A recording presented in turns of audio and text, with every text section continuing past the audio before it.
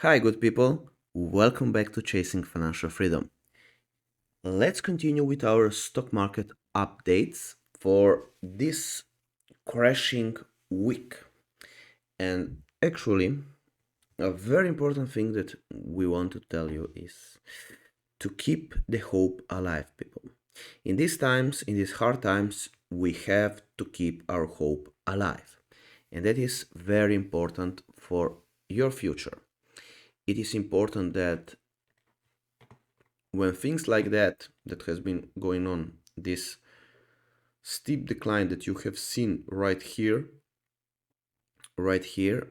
does not make you fearful too much. If you look at this, it is usually normal in the stock market, and we have seen it here. As you can see, in October we had a fall, a bit of fall, and it is actually healthy for the stock market because this means that the stock market is not overbought. And it means we have written it right here. We are still on the trend line, although a little bit ascending. Let's look at it. So the trend line is still in a way very much positive, even though we have been on the bearish side here. But we could actually make it right here from the fall of March of last year. And here you can see that is actually not such a big deal, even though you have probably felt in your stock account that it was a big fall. But we still believe that if you can see here, we have bounced back. And if we have bounced back in the past yesterday. We have a big bounce back, and you can see here it is actually a W recovery. See? And it is making higher lows, which is good news for our stock market and for the future. And here you can see actually the you can see here the how the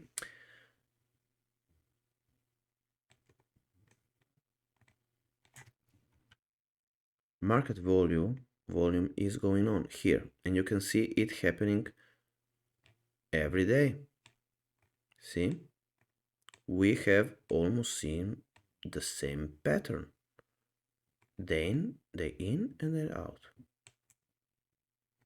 See, and this is very important to acknowledge because from this movement we can see that the market is still normal, even though you can see here a little bit more. This is from 5 days, and here you can see that it is actually not as bad as you have probably felt.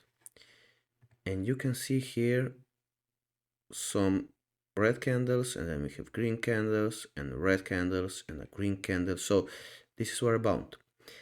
Based on this, we could imply or suggest that the stock market is probably going to go up. It is unlikely that we will see another big red candle that we have seen it here. But if we do see another red candle, we still believe that we should hit this strong support line, that it is around 3,750.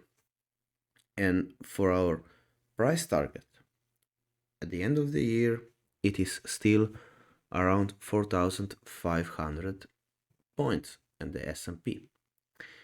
But I want to talk with you about a very interesting thing that has happened in the stock market.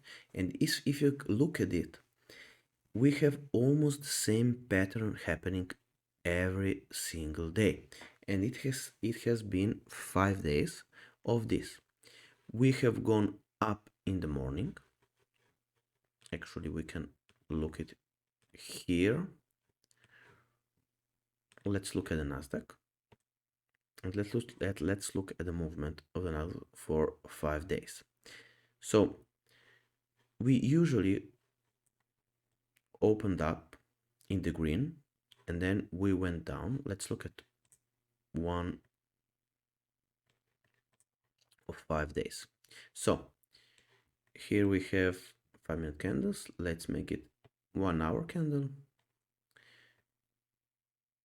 And here you can actually see, or maybe let's make it 1 hour candle. So we have seen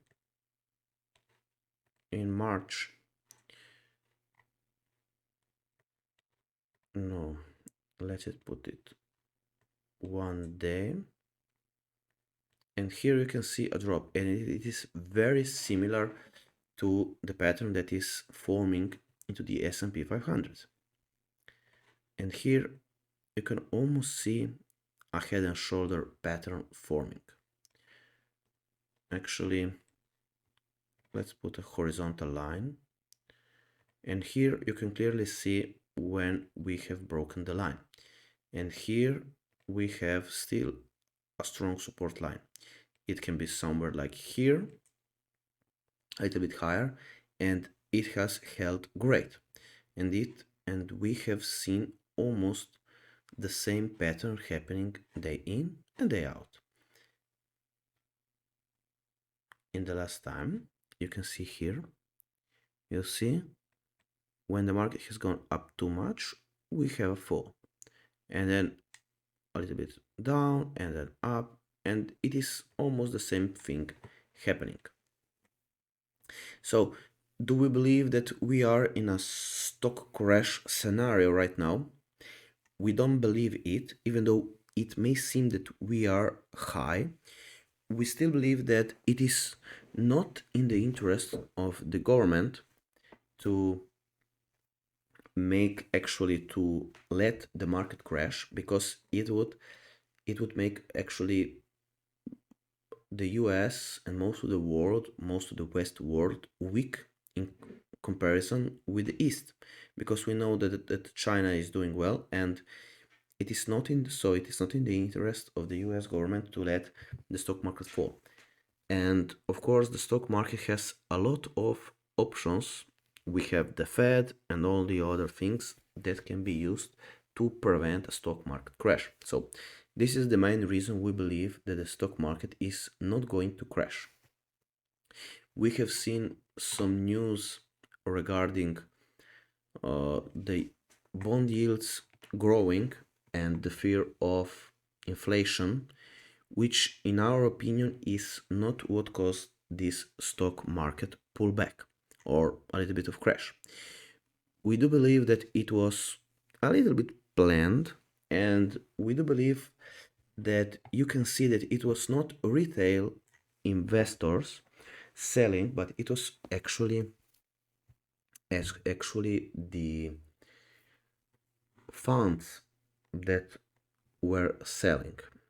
And a very interesting thing that we have noticed is actually that you can see here that all the charts are the same.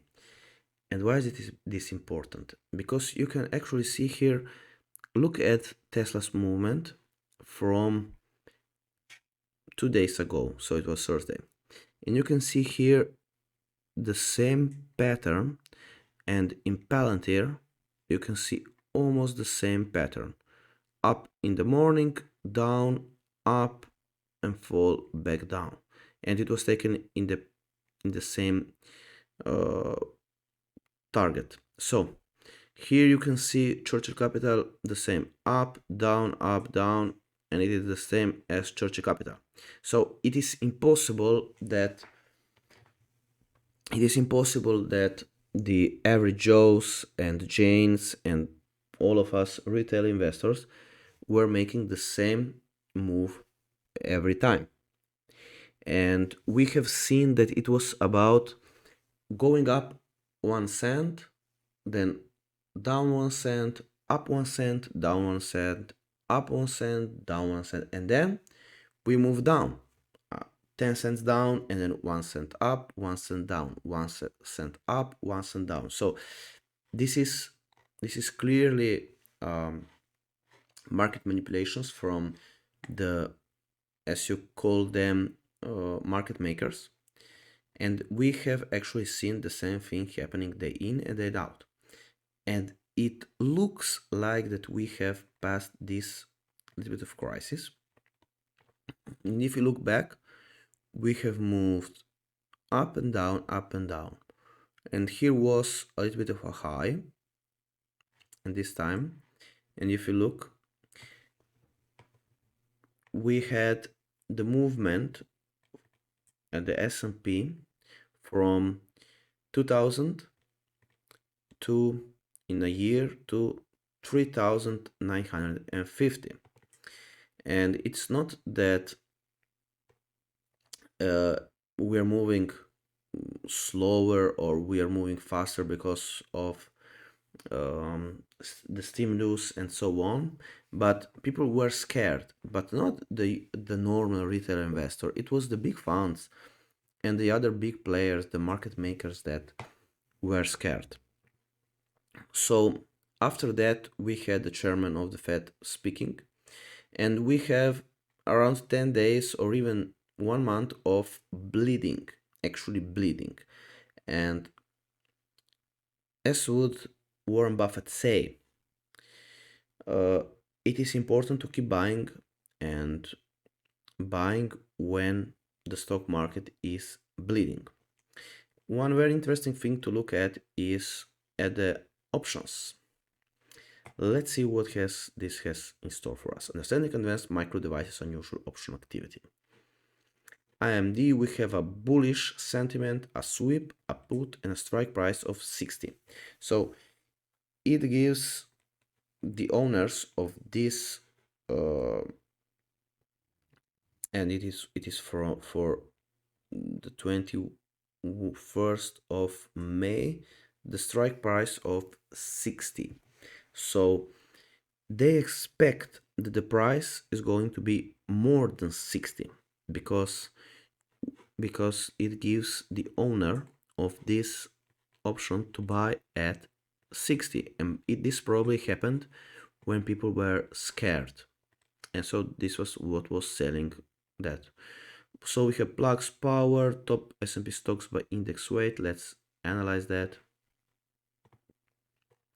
In another episode, we will talk about Tesla and NIO and the other EVs and what is happening to them, and we're going to give us our thought and opinion on that as well. So let's look what are the best or top 10 stocks indexes. Okay, accept.